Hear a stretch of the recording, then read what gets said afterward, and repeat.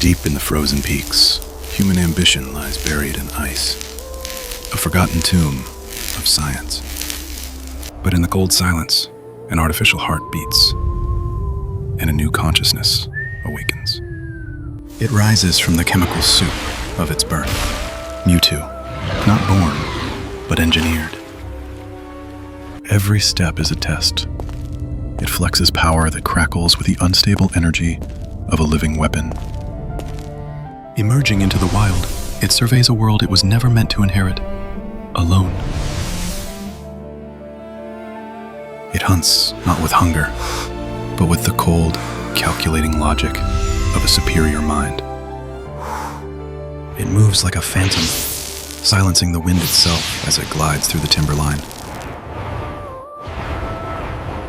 Even the forest's apex predators freeze before a force that defies the laws of nature. Invisible hands grip the air. To Mewtwo, the physical world is merely something to be rearranged. When the dam breaks, raw kinetic energy reshapes the landscape in a violent burst.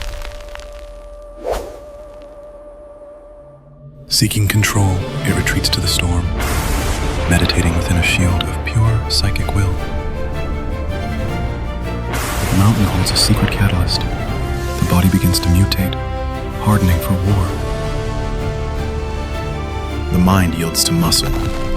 Mega Mewtwo X, a biological siege engine unleashed. It moves with terrifying speed, shattering the earth with the weight of absolute physical power. Every strike is a sonic boom. In this form, subtlety is replaced by devastating impact. Stone turns to dust in its grip. It is a masterpiece of aggression, forged in genetic fire.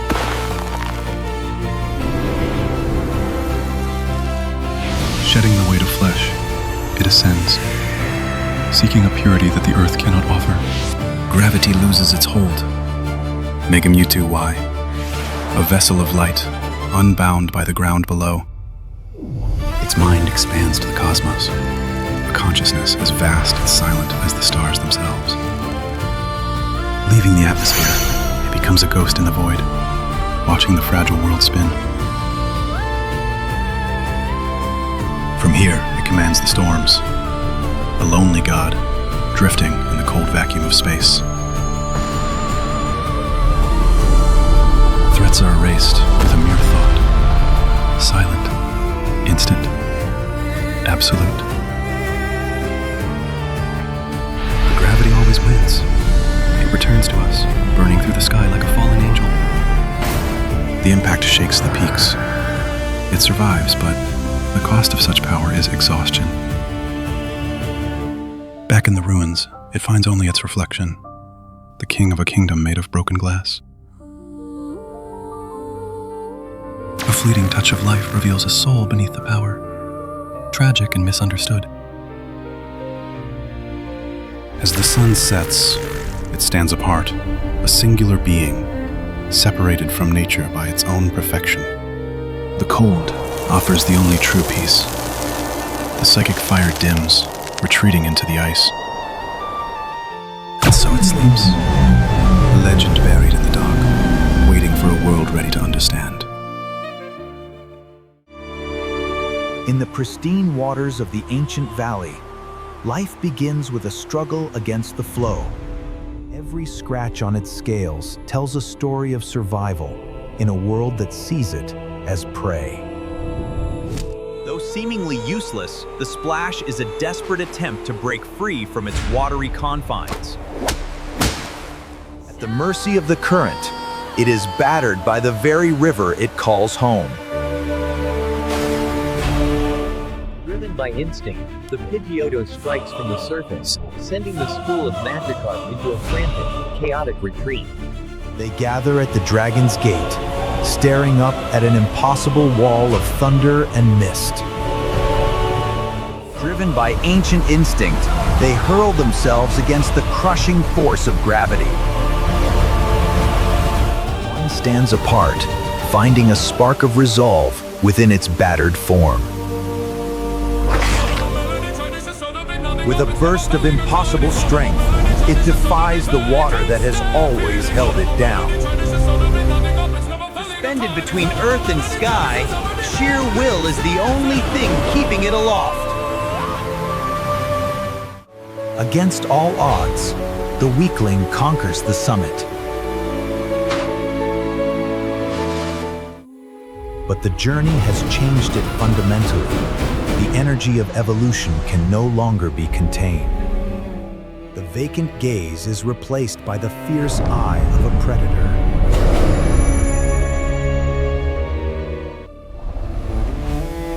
From the humble fish rises a titan of the deep. Gyarados, a creature of myth, born from the struggle of the climb. Its face is a mask of fury, a stark contrast to the helplessness of its past. It moves with the terrifying grace of a king claiming his domain. The ecosystem bows before its new apex predator. It commands the water with a force that can shatter stone.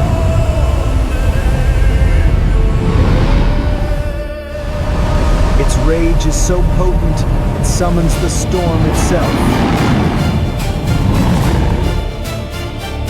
Seeking greater challenges, it descends into the crushing depths of the ocean.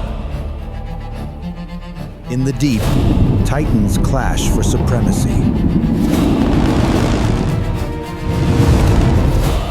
It answers the challenge with raw, crushing power. It channels its fury into a singular point of devastation. The ocean floor trembles under the weight of its destruction. Years of battle have left their mark, but the ultimate test awaits in the heart of the storm. Brother against brother, dragon against dragon, circling in a dance of dominance. Pushed to the brink, it unlocks a dormant power hidden deep within its genes. The shell of the old form shatters to reveal the monster within. Mega Gyarados, an armored leviathan of pure aggression. Its very skin radiates heat, boiling the ocean water upon contact. It breaks the mold of nature, ignoring the attacks that would stop a lesser beast. One bite delivers a force that flattens the storm-tossed sea. It descends like a living torpedo, red lights piercing the abyss.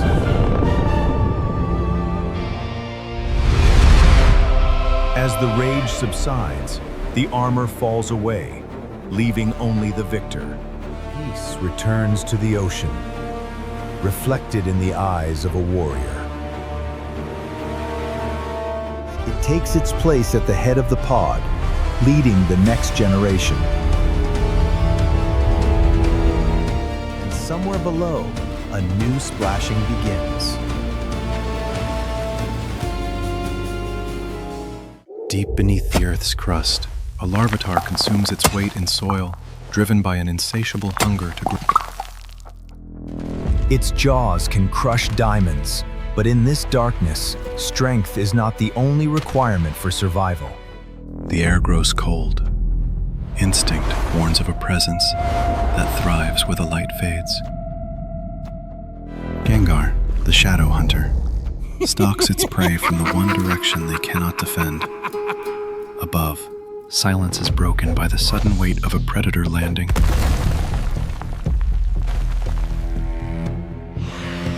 Rock meets shadow, but physical force struggles to harm a creature of fluid darkness. Gengar summons the cold void, condensing it into a sphere of pure malice. The impact would shatter lesser creatures, but Larvitar's skin is forged from the mountain itself. Pain turns to fury. It calls upon the earth to crush its tormentor. Even a ghost must fear the mountain falling on its head. It strikes with a paralyzing toxin, turning the rock-hard skin into a cage. Cornered and paralyzed, hope seems lost in the suffocating dark. But survival instinct is a powerful catalyst. Deep within, a dormant energy awakens. In a blinding flash, the soft flesh is shed for an armor impervious to pain. Pupitar, a living fortress, hovering in silent defiance. The predator is baffled by prey that has become a stone.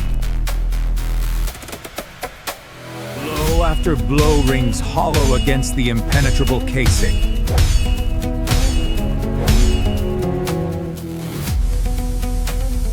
Inside the chrysalis, immense pressure builds, waiting for release. Greed turns to regret as the meal turns into a weapon. It launches with the force of a cannonball, shattering the silence in the enemy.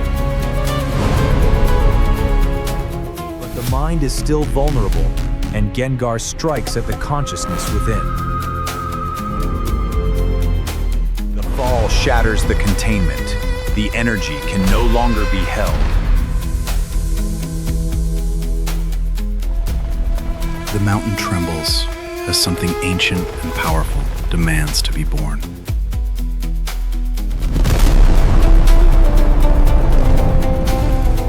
From the debris rises a king. Tyranitar, the armor of a mountain and the fury of an earthquake. It summons a storm of grit and fury, turning the very air into a weapon. There is no hiding from the storm. The shadow is revealed by the sand. Every step is a geologic event. Attacks that once threatened its life now barely scratch the armor. It returns the darkness tenfold, pulsing with raw malice. The ghost is pinned, its ethereal escape routes closed by sheer exhaustion. It summons the mountain's teeth to deliver the final verdict. Trapped by stone and fear, the predator realizes it is now the prey. The end comes with the crushing force of a collapsing mine. Victory is absolute. The shadow flees back to the deep earth. Alone in the settling dust, the king claims his throne. The old paths are too small. We must carve a new way to the world above. With a single swing, the darkness is shattered by the light.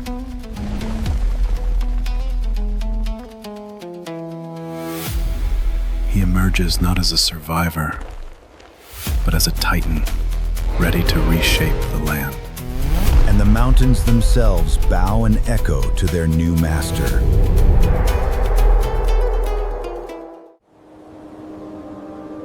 In decay silence of the midnight hour. From the cracks of the forgotten dead, a spectral energy begins to leak into our world. Matter coalesces into mind, forming a ghastly, a fragile consciousness born of toxic vapor. Without a solid form, it is a prisoner to the whims of the wind, fighting simply to exist. The elements are merciless, as every raindrop threatens to disrupt its delicate electromagnetic field. Weakness attracts scavengers, the Murkrow sense a fading light. Its gaseous defenses are useless against the physical precision of an avian attack. Even underground, it finds temporary refuge in the claustrophobic dark. Pushed to the brink of extinction, its biology triggers a desperate, violent metamorphosis. From the vapors of sharp, cruel, and solid. It examines its new weapons with a curiosity that is both childlike and deeply sinister. No longer bound by stone or wind, it returns to the surface with a new mastery of dark energy. The prey has become the predator, and the Murkrow learn that the shadows now fight back. Seeking denser hunting grounds, it migrates to the ancient forest, flying through the air like a phantom. But the forest has its own demons. A Houndoom, a beast of fire and darkness, blocks the path. Elemental fire tears through the night, proving that even a ghost can burn. Speed is the only option, but the relentless hound closes the distance with terrifying endurance. There is no hiding from the darkness. The sanctuary is shattered. In the face of death, it finds salvation not in the light, but deeper in the dark. It enters the shadow dimension, a cold, abstract plane where it must claim true density to survive. The ground itself begins to boil. The darkness is condensing.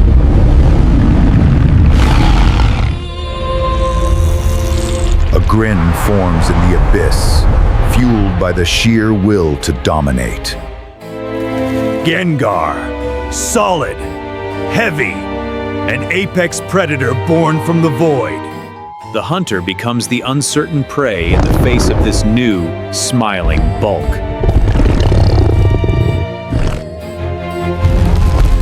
Flesh and bone attacks mean nothing to a hide toughened by the shadow dimension.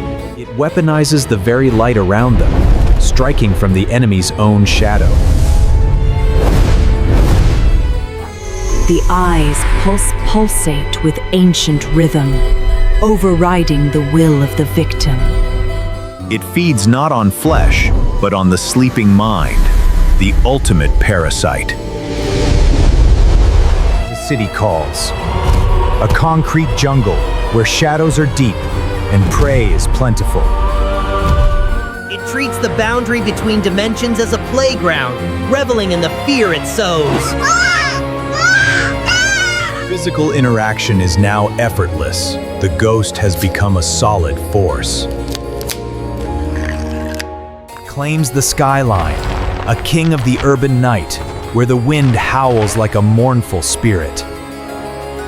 Old rivalries reignite on the rooftops. Psychic mind against ghostly matter. It moves with impossible fluidity, dodging light by becoming darkness itself. This is no mere trick. It is a dense, crushing singularity of ghostly power. The wind that once blew it away now breaks against its immovable form. It savors the victory, an ancient intelligence hiding behind a playful grin. And just as quickly as it appeared, the shadow returns to the night, watching, always watching.